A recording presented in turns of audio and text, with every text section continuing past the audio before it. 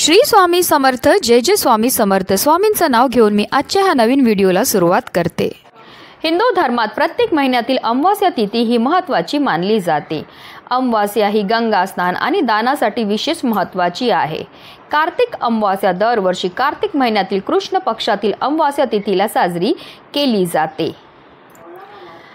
पितरांचे तर्पण देखील या दिवशी केले जाते। पितरांचे पिंडदान केल्याने त्यांच्या आत्म्याला शांती मिळते। धार्मिक मान्यतानुसार अमावास्येच्या दिवशी पूर्वज मृत्यू लोकातून पृथ्वी तलावर येतात, त्यामुळे पितरांसाठी तर्पण, पिंडदान आणि श्राद्ध इत्यादी केले जाते। त्यामुळेच पितृदोष नाहीसा होऊन पितरांचा आशीर्वाद मिळतो। पंचांगानुसार कार्तिक महिन्यातील कृष्ण पक्षातील अमावास्या तिथी शनिवारी 30 नोव्हेंबरला सकाळी 10:29 प्रारंभ होईल, तर 1 डिसेंबरला सकाळी 11:50 समाप्त होईल आणि उदय तिथीनुसार दर्श अमावास्या ही रविवारी 1 डिसेंबरला पाळली जाणार आहे। या दिवशी श्रीहरी विष्णूंची पूजा करून पितरांना नैवेद्य दाखवला जातो।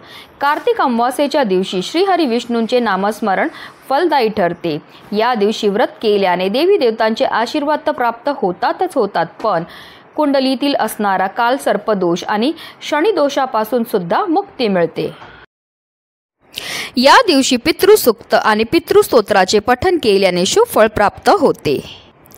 तसेच अमावास्येच्या दिवशी प्रदोष काळात शिवलिंगावर जल अर्पण करून बेलपत्र अर्पण केल्याने महादेवांची विशेष कृपा आपल्याला प्राप्त होते।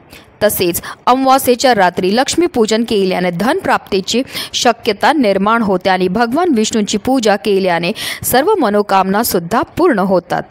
तसेच श्री गणेशाची आराधना केल्याने सर्व कार्यात यश मिळते आणि बिघडलेलीही कामं पूर्ण होऊ लागतात। अमावास्येच्या दिवशी गंगा स्नान करून दान करण्याला अत्यंत पुण्यकारक मानले जाते। तुम्ही तुमच्या क्षमतेनुसार गरिबांना अन्न, कपडे इत्यादी दान करू शकतात। या दिवशी आपल्याला पूजा तर करायची, सेवा तर करायची, पण त्याचबरोबर काही प्रभावी उपाय सुद्धा करायचे आहेत।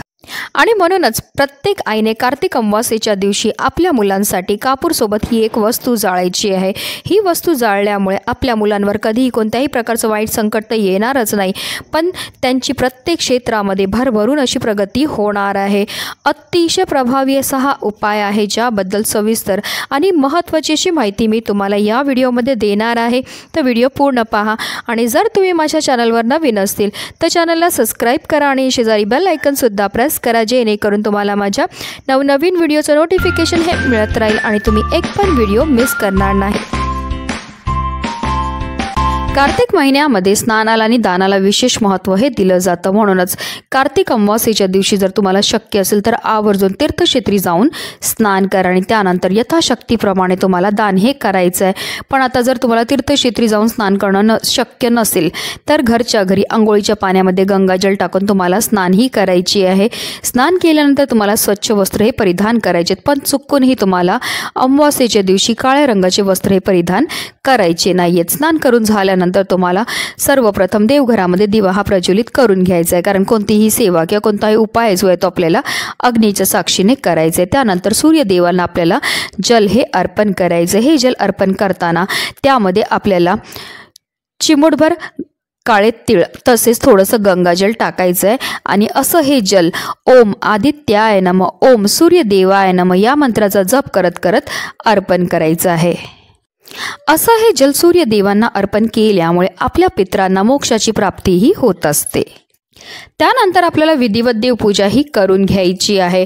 अमावास्या तिथीला श्रीहरी विष्णू तसेच माता लक्ष्मी तसेच महादेवांच्या पूजनाला सुद्धा विशेष महत्त्व हे दिलं जातं।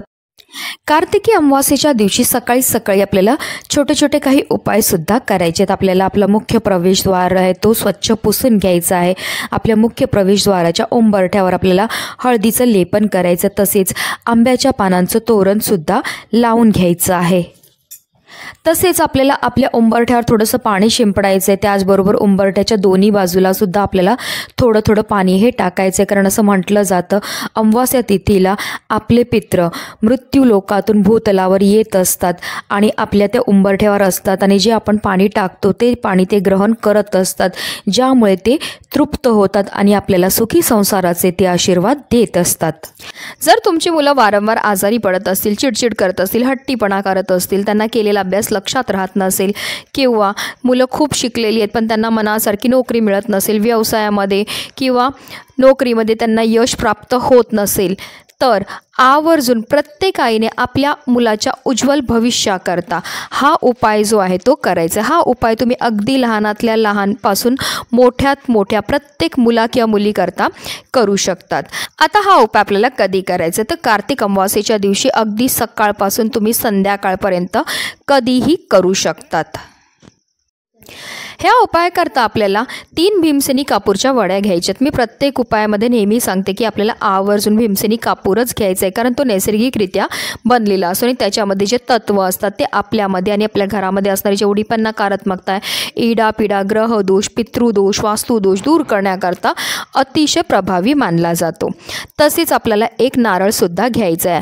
हा जो नारळ आपण घेणार आहे तो आपल्याला व्यवस्थित पाहून घ्यायचा आहे, त्याच्यामध्ये पाणी असणं गरजेचं आहे.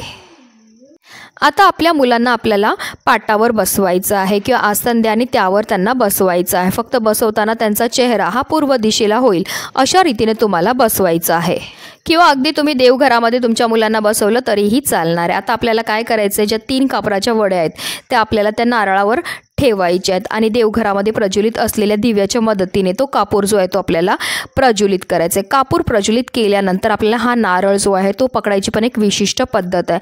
नारळाची जी शेंडी आहे ती आपल्याला आपल्या मुलांच्या दिशेने करायची आहे आणि आपल्या मुलांच्या डोक्यावरनं आपल्याला 3 वेळा, ज्याप्रमाणे घड्याळाचा काटा फिरतो त्याप्रमाणे आपल्याला 3 वेळा गोलाकारमध्ये फिरवायचं आहे. फिरवताना आपल्या मनामध्ये असा भाव असला पाहिजे की ह्या वस्तूंबरोबर जे आहे माझ्या मुलांच्या आयुष्यामध्ये असणारी जेवढी पण नकारात्मकता, इडापिडा आहे, दोष आहे, दारिद्र्य आहे ते दूर झालेलं आणि माझ्या मुलांची भरपूर मोठ्या प्रमाणामध्ये प्रगती झालेली आहे, अशा रीतीने आपल्याला बोलायचं आहे आणि मुलांच्या डोक्यावरनं आपल्याला 3 वेळा हा नारळ जो आहे तो उतरवायचा आहे. एकदा हा नारळ उतरवला की आपल्याला हा नारळ जो आहे आपल्या घराजवळ असणाऱ्या वाहत्या पाण्यामध्ये प्रवाहित करायचा. आता तुमच्याकडे नदी असेल, समुद्र असेल तर त्यामध्ये तुम्हाला नेऊन टाकायचं. आता बरीच लोक असं म्हणतील की आमच्या इथे नदी पण नाही आहे, समुद्र पण नाही आहे, मग काय करायचं? मग तुम्हाला जमिनीमध्ये खड्डा करायचा आणि तो गाडून टाकायचा आहे. तुम्हाला रस्त्यावर इथे तिथे चुकूनही टाकायचं नाही आहे, कारण आपल्या मुलांवरनं असणारे जे दोष आहेत ते आपण घरातनं बाहेर काढून टाकले आणि त्याचा त्रास जो आहे तो दुसऱ्याला झाला नाही पाहिजे. अशा रीतीने आपल्याला हा उपाय जो आहे तो करायचा आहे. आता तुम्हाला 1 मुलगा असेल तर तुम्हाला 1 नारळ घ्यायचं आहे. तुम्हाला 2 मुलं असतील तर तुम्हाला 2 वेगवेगळे नारळ हे घ्यायचे आहेत. एका मुलावरनं उतरवलेला नारळ जो आहे तो तुम्हाला दुसऱ्या मुलाकरता वापरता येणार नाही. अतिशय प्रभावी असा हा उपाय केल्यामुळे आपल्या मुलांच्या आयुष्यामध्ये असणारे जेवढी पण संकट आहेत, वेदना आहेत, अडचणी आहेत त्या दूर होऊन त्यांची प्रत्येक क्षेत्रामध्ये भरभरून अशी प्रगती होणार आहे. म्हणूनच व्हिडिओ जास्तीत जास्त लोकांपर्यंत शेअर करा, जेणेकरून प्रत्येकाच्या आयुष्याचं कल्याण हो. हीच मनामध्ये इच्छा. श्री स्वामी समर्थ. जय जय स्वामी समर्थ.